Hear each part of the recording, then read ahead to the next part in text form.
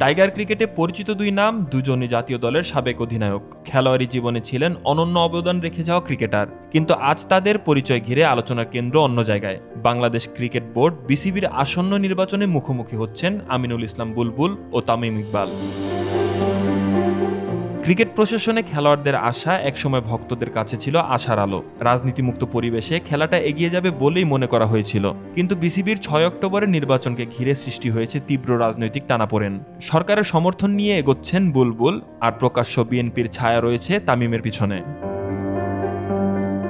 জাতীয় ক্রীড়া পরিষদের মনোনীত কাউন্সিলর হিসেবে দায়িত্ব নেওয়ার পর থেকে সভাপতির আসনে বসে আছেন আমিনুল ইসলাম। শুরুতে তিনি বলেছিলেন নির্বাচন দিয়েই সরে দাঁড়াবেন, কিন্তু এখন তিনিও পরিচালকদের পদে প্রতিদ্বন্দ্বী।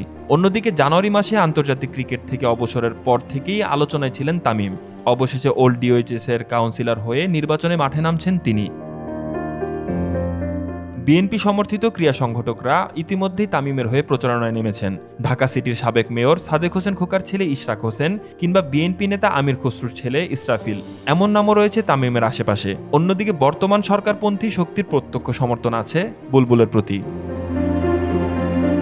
কাউন্সিলর মনোনয়ন নিয়েও চলছে আইনি লড়াই। অ্যাডহক কমিটির সদস্যদের কাউন্সিলর করার নির্দেশনা দিয়েছেন বিসিবি সভাপতি বুলবুল, কিন্তু তামিমপন্থীদের দাবি গঠনতন্ত্রে এমন কোনো বাধ্যবাধকতা নেই। এ নিয়ে ইতিমধ্যে আদালতে রিট হয়েছে, শুনানিও চলছে।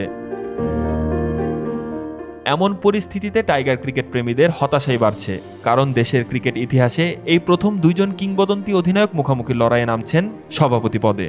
এটি হতে পারত বাংলাদেশের ক্রিকেটের জন্য গর্বের অধ্যায়, কিন্তু রাজনৈতিক বিভাজন, কাউন্সিলর বিতর্ক আর আদালত পর্যন্ত যাওয়া টানাপোড়েন সবকিছুকে ছাপিয়ে দিয়েছে। বিসিবি নির্বাচন এখন শুধু ক্রিকেট পাড়ায় সীমাবদ্ধ নয়, এটি হয়ে উঠেছে সরকার বনাম এক অঘোষিত রাজনৈতিক লড়াই। আর সেই লড়াইয়ের কেন্দ্রে বলি হচ্ছেন বাংলাদেশ ক্রিকেটের দুই প্রাক্তন অধিনায়ক বুলবুল ও তামিম।